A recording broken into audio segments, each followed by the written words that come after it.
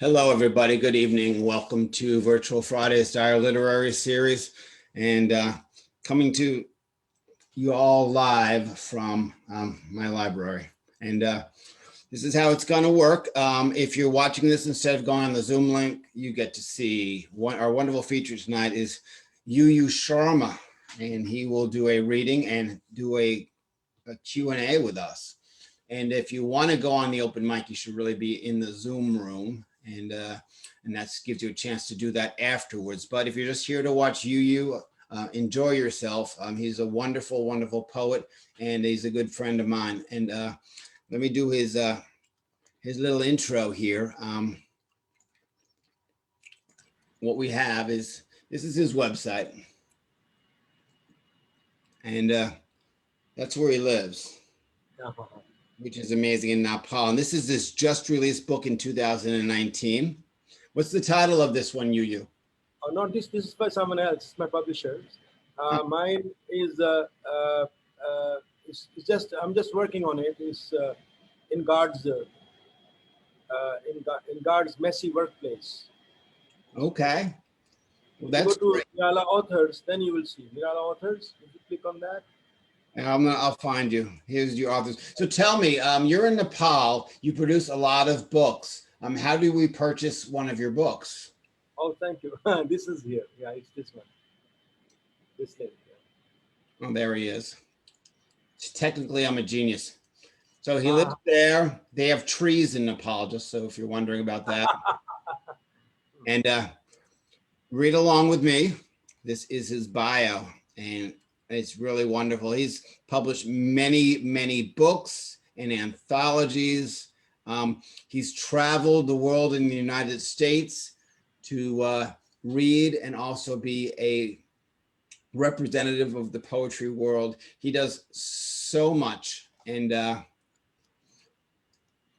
without anything else to be said, let me hand it over to Yuyu. Namaste, everybody. Very, very good morning. And this early morning here.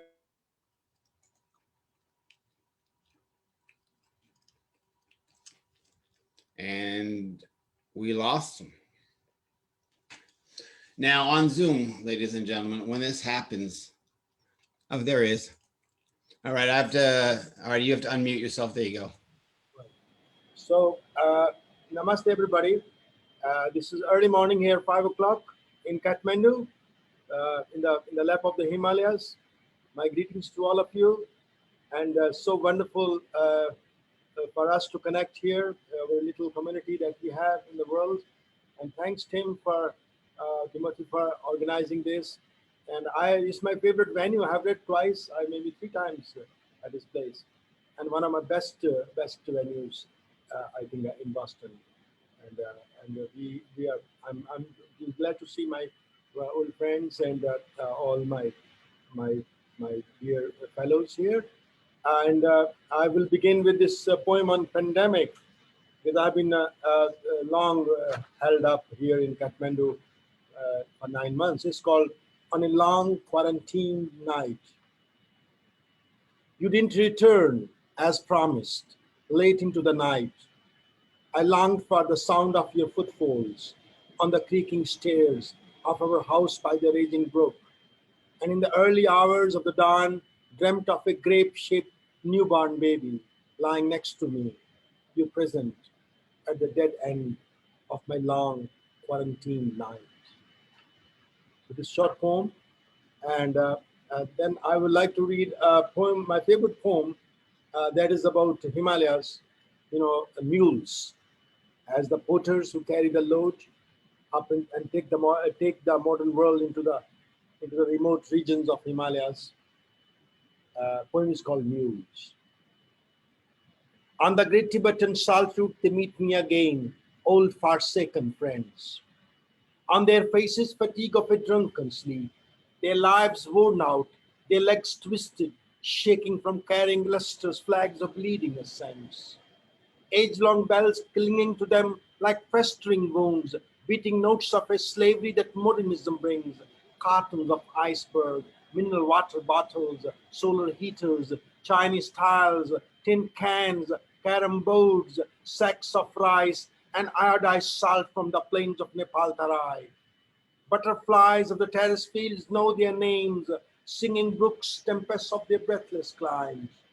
Traffic alert and time tested, they climb, carrying dreams of posh peacocks, pamphlets of a secret religious war, filth of an ecologist trial seaman, entire kitchen for a cocktail party at the base camp, the defunct development agendas of guilty donors, the West's weird visions lusting for an instant purge. Stone steps of the mountains embossed on their rugged brains like lines of imported love, scratched on the historic rocks of the water spouts. Starry skies of the dozing valleys know the ache of their secret sweat. Sunny days along the Thistle rivers taste of their bleeding eyes. And the greatest fiction of their struggling lives roast like real mules, clattering their hooves on the flagstones, encircling the cruel grandeur of bloodthirsty mule paths around the glaciers of Annapurna. So this is my from my book Annapurna Poems, my favorite book. I have over 9 or 10 books, and I'm writing the new one, which is on pandemic, which I have been stuck here for last 9 months. And but waking up today, getting ready, getting my tea ready, and doing the brush early in the morning. It looked like I am on a flight, and I'm going to catch a flight. So it was a very eerie feeling of started traveling again. I go from place to place, from country to country, from city to city. It's like a holy man, and our sadhus who travel from one ashram to another. So poetry venues are like ashrams, and this Timothy Gager is a big sage of poetry, that he hosts these great events, and this beautiful venue that he has. Thank you, and all of you. And next poem I want, and also being in the Himalayas, I woke up and early in the morning, have this fresh morning air, and I was saying how wonderful that nature is working, and recycling everything early in the morning, because you don't wake up early that early in the Himalayas. And so, and also close to I'm so close to the glaciers here. And in Sanskrit, I always tell there's a word called Devatatma for the Himalayas, which means place where soul of the god lives. So this is a very sacred place where I am, very close to the most sacred mountains in the world. So this poem I want to read is called Little Paradise Lodge, and it ends with this phrase, which is called Devatatma, meaning place where soul of the god lives. That's the word for Himalayas in Sanskrit. Little Paradise Lodge. My pen frozen from the daggers of Annapurnas. On a oblong, shapeless plank, chopped from a sandalwood tree trunk and used as a table, I place my elbows and hold my face in my hands. Blinding snows of the Annapurna Ridge mutually shining in the eye of my mind. I sit in the spacious courtyard of your little paradise lodge, deciphering shrill notes of birds in the mossy trees.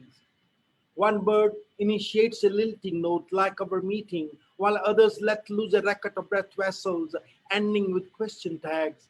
Can I stay longer? At least one more day in your little paradise lodge. Two birds playing in the crimson cherry tree stir a chord that seems like opening up of the blossoms of our bodies. Would you take me away and marry me?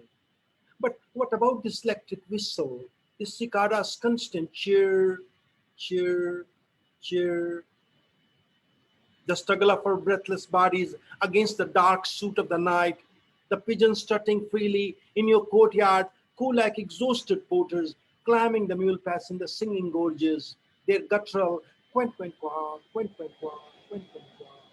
They seem to be using a human language, a kind of hushed speech robbers might use. Love, in the courtyard of your little paradise lodge, I see silence turning flowers into daggers. A herd of cows shuffles past me in a joyous mood, festive like young girls going to a hillside fair, saying, "Don't you go away, brother, don't you go away. We would be back until dusk with presents." A cuckoo passes overhead. Its distinct caw, caw, caw. Please, do not leave me alone. I'm utterly alone, stuck on the last mountain of the world. And beyond me, just one more mountain where they say a deity lives, guarding a tiny turquoise lake. And thereafter, nothing but realm of melting snows where souls of the gods live. This is another poem. Now I want to come to another poem about the Himalayas. You know, it's very strange that in various parts of the Himalayas, this is a new poem I want to read. I was in a small town and I was taking tea, and I ordered a little donut, you know, a little bread, and I was eating it. I found that it has ants all over, you know, the thief ants. Ants, it's laced with the ants because ants like sugar. And I ate some of it. So I got so upset with this lady, the shopkeeper. I said, "What are you doing? Why did you give this? Why did you check? I ate ants." And an older woman, sitting, a village woman, who was going to go to her village from the mountain, she said, "Oh, don't worry. Ants, you can see eyes. Your eyesight improves. And you can cross the rivers." You know, it's a mountain thing that if you eat ants, you can cross a river, a flooded river. So this poem about that is called Ants, They Are Good, Babe. After an early morning walk along the musty shores of Lake Feva, watching tiny blue boats scurrying over the placid waters, I reached a rickety tin shop facing the waterfront and sat on the oblong bench, ordering a cinnamon roll and a cup of fresh masala tea. Lost in the shadow of Fishtail Glacier, dug like a dagger in the heart of my beloved lake, I leisurely tore a couple of bites from the roll, meditating on the Feva's eternal glory. Soon I realized something crawling with my fingers. I shifted my gaze and saw the roll laced with scores of thief hands. I learned I had chewed some already. Exasperated, I approached the Sawney at the counter frying local sale donuts. She seemed unruffled, detached. They're just ads. Infuriated at her uncouth poise. "Don't you see? I ate some. You should have checked the food before giving it to the customers."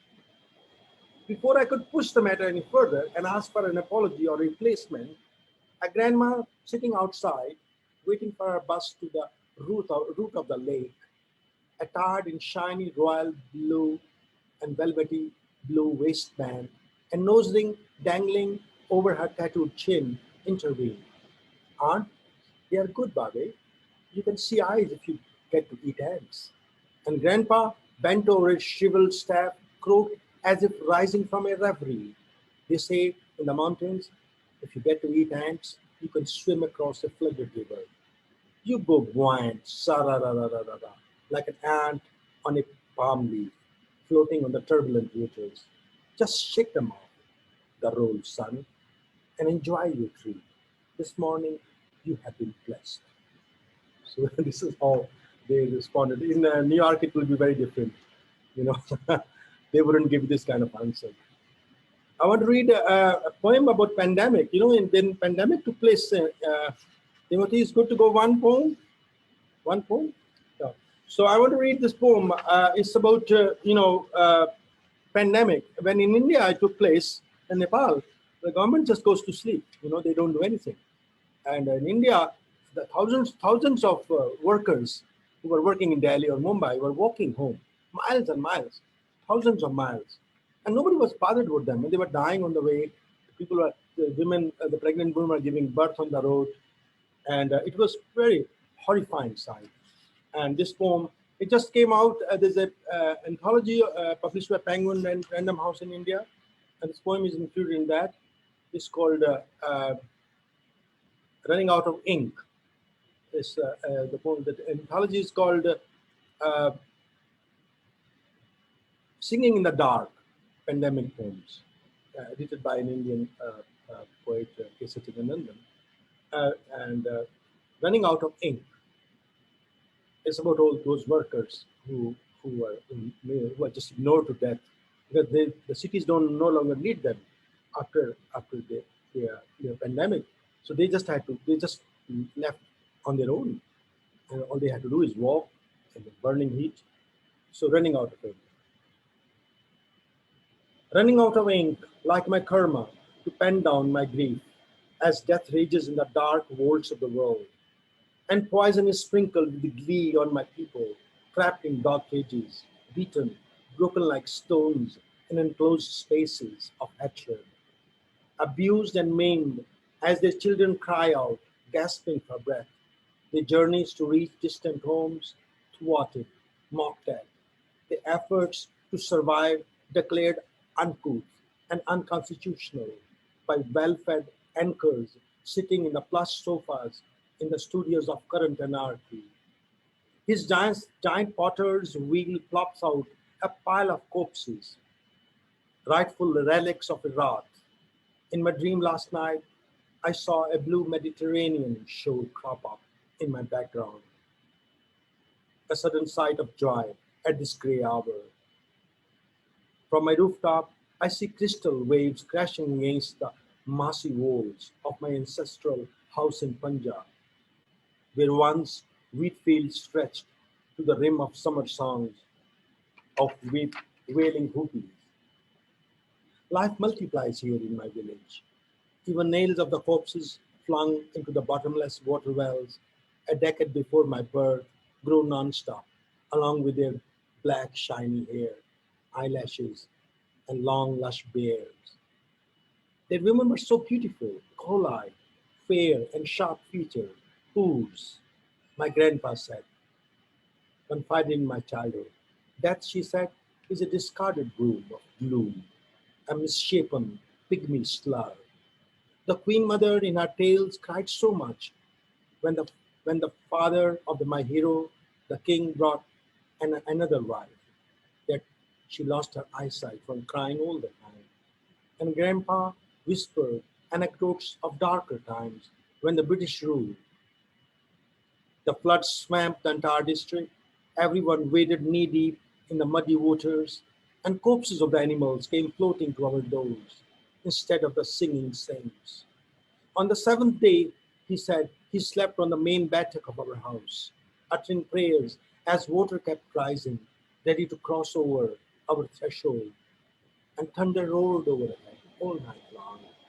In the early hours of the dawn, he dreamt the waters rushing back to the colossal mouth of blue-throated God, and life resuming as normal. He woke up out of his creaking bed, moved out of the house to step on the ground, dry as bones of our ancestral spirits. All right, Yuyu, thank you so much. That was a wonderful reading, and I could listen to you for hours, but we're going to get to a lot of questions here. So we have a lot of questions in the chat that I'm going to get to, but let's start out. It's 5 a.m. right now for you. Tell me about how well do you function on a scale of 0 to 10 at 5 a.m.? 0 is I can't believe that I exist in this world, and 10 is I feel great.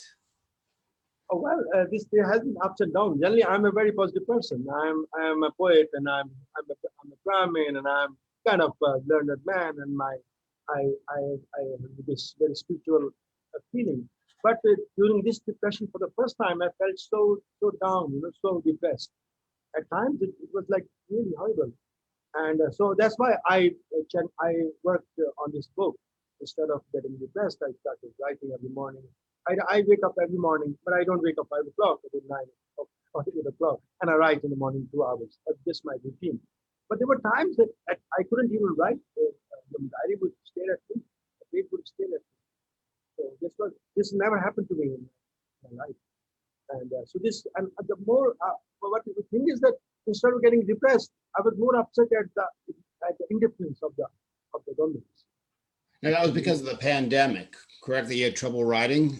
Is that correct? Yes, yes. Being stuck and also seeing the indifference of the governments towards people, especially the working people who are daily wage workers who make their living every day, like people who have small in India and Nepal. We have these people who work every day, like rickshaw puller, the porter, the coolie, and the hairdresser. All these people work every day and they make their living. People go from just small stalls, like a fruit vendor or the guy who makes tea. He walks around with his stall. So they have small jobs. There's small little worlds on these little stalls. And these tolls were they were stuck because you can go out, and the government should take care of them. But nobody really bothers. They don't really care about these people, and they form the basic. They are the main ground on which the economy stands. So this was really depressing. I was more depressed from ignorance of these governments to rulers, to these people who make their living. And then I was worried because I was safe in my own home and I was okay. Except my son is in India. He's stuck there, and my daughter is in Ireland. She's studying there. So that was my worry. But I was beside that I was more worried about these innocent people dying in the streets, and they wanted to go back home. And back home there was nothing, but still they wanted to go back home. So that's the main thing. Has that seeped into your poetry in terms of the mood of your poems during this time? That's right. I think the book begins with my personal agony and my fears and my inability to walk and to move around, and then slowly the climax it moves on towards the suffering of the people, especially the working class people, the people who do daily wage workers. It's not like America. We still don't have big corporations taking over the small jobs. We have small little shops. Every locality has their own little grocery stores, their own little people are on the street walking the stores. So these people are the main foundation of Indian and Nepalese economy. And they were starving, literally starving. My heart was bleeding to see all that. And I don't know why they have these problems if they can't even help their citizens, especially the people who make the most of for the economy. So sorry, go ahead. Yeah. So this most of my the second part of my book. Actually, I'm a little worried that it became too much, but then I am trying to shape it, and I think the book will not be about me, but about these workers, these people who are suffering, who even now have no idea of how to come back, if they ever be able to come back. So in general with your writing now, what language do you write in? And if you write in English and translate it into your native tongue, or do you write in your native tongue and translate it into English, or do you not translate? Do you keep them separate? Well, in Asia, you are born bilingual. So you write in many languages, you speak many languages, and you write many. I write in Nepali and English. So mostly I write in English, but also I write in Nepali. And I translate from Nepali to English. And also Hindi and Punjabi, which is my mother tongue, where I was born in India and Punjab. So I have these different. In Asia, is every writer, generally most of the writers are bilingual, and so I'm no exception to that. But I write most of my work in English, but then there is Nepali. My book in Nepali just came out. It's called Pana Aur Khali San. The pages are blank. Are there a lot of poets in Nepali? And if there are, is there a strong Buddhist and or Hindu influence in that poetry specifically? Well, Nepal is like Ireland. It's a country where everybody is a poet. Even a potter, even a dishwasher, or even the king was a poet, and the bureaucrat is a poet. And you can go to any place and say, I want to have a poetry reading, you will have it. Any restaurant, any cafe, any public place, everybody is a poet. Yeah, it's because of the whole Himalayan thing, because of the traditional setup of society. And especially in Nepal and in India, the language defines your culture and your nationality and your sense of what nation is. So language is very important. Nepal wouldn't be a country if there was no Nepali language, because it's on the basis of Nepali language that the kings in the old times unified the small little principalities and made Nepal as it is today.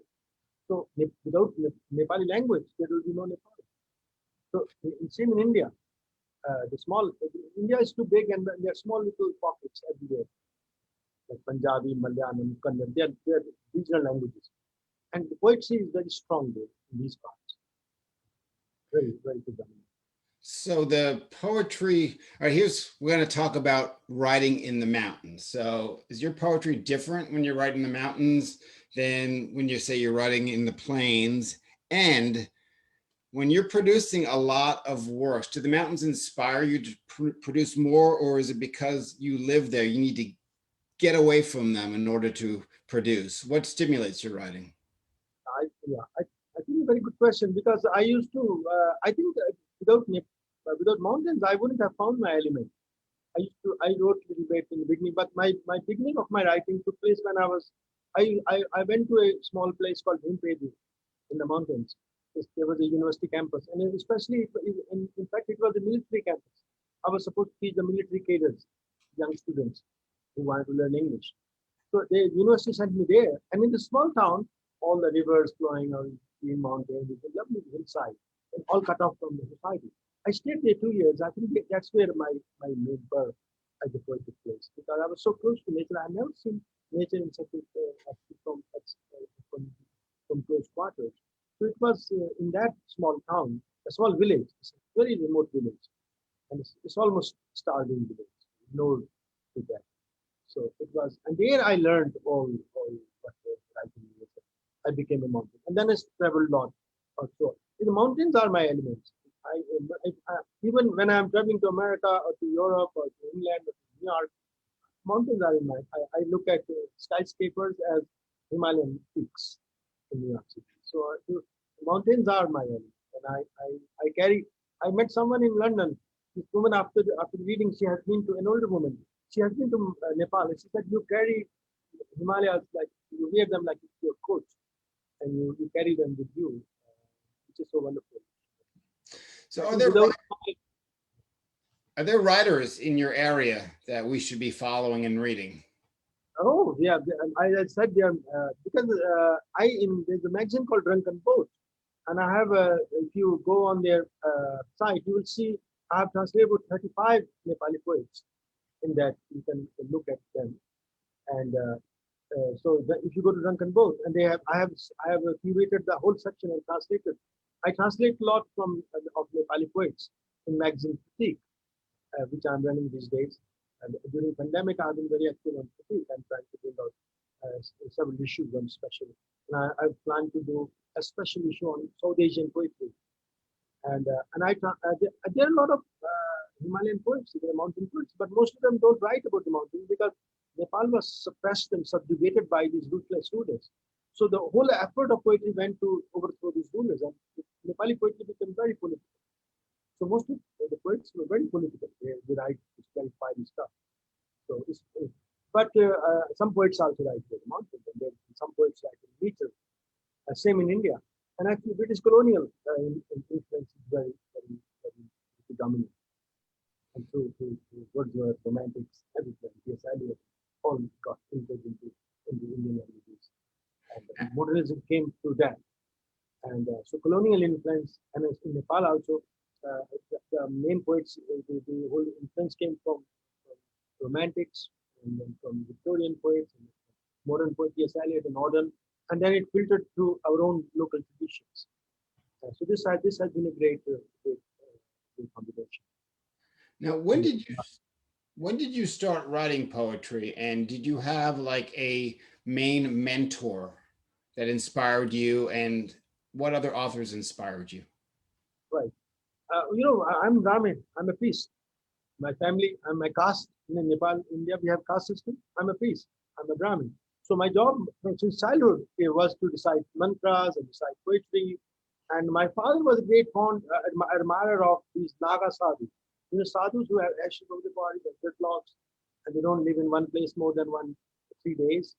So from them, my father used to take me there. At one point, my father took me to this ashram of the sadhu, and he told the head priest, he said, Guru, I have two sons. And this guy is he's an older, my elder son. I want to donate him to you. Please accept him as my gift. The sadhu looked at me, and I was a 5-year-old boy, and looked, and after some time, he said, send him to school. He's a good guy. If he hadn't said that, you have no idea where I would be today. I'll be in some cave as a sadhu. But luckily, this sadhu was very nice. And he said, "No, he's a good guy. I can see his future. He will become very well known, and he will travel the world." Which is now I remember that he said it. So he died later. When I was just 22 or 23, and I never got to meet him again. But all my childhood, I served him. I'll cook his food. I'll wash the dishes. I'll go to the river and do course for them. I think their blessing is great. Their lifestyle. They were my first mentors. They taught me the discipline. They taught me my connection with the gods, the spirituality. Of course, I'm not very religious, but still, I learned the very spirituality of the language, of the mantras, of leading a pure life, of devotion to your world, and not get attached to the world, and to travel the world, and to embrace humanity. You see, these holy people, because they don't, they have renounced the world. They don't belong anywhere. And from their life, I was fascinated by their lives. So then my father would take me all the time. Every weekend we'll go and I'll serve them. In the evening I'll play the drum, do the prayers, do the. So I learned my discipline from them, and I think they are my first two men. All right. Let's wrap up with a final question. This is usually my question. We talked a little bit about traveling, and I guess people are looking forward to you when you come back to New York, and you're really known a lot for travel. Now we're on Zoom, which is sort of the anti-travel device.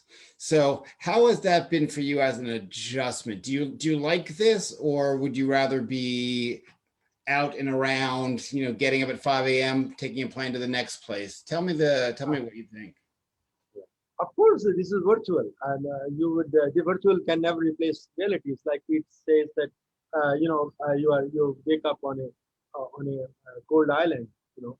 So after the Zoom is all off, I'm stuck in my room, in my apartment, in my house, and there's nobody there, and it's more painful. I'm seeing Kimberly, and I'm seeing Monica, and I'm seeing Stephanie, and all my other glory. So all of a sudden, this will vanish, and that depression, that sad moment is very, very painful. Very painful. So, but this is a good. I have this. I kind of practice my routine. I get up early.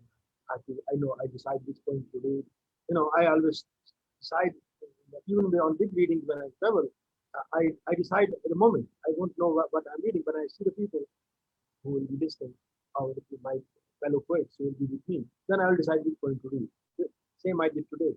So this whole process of moving and going and traveling and learning. So this is a beautiful alternative.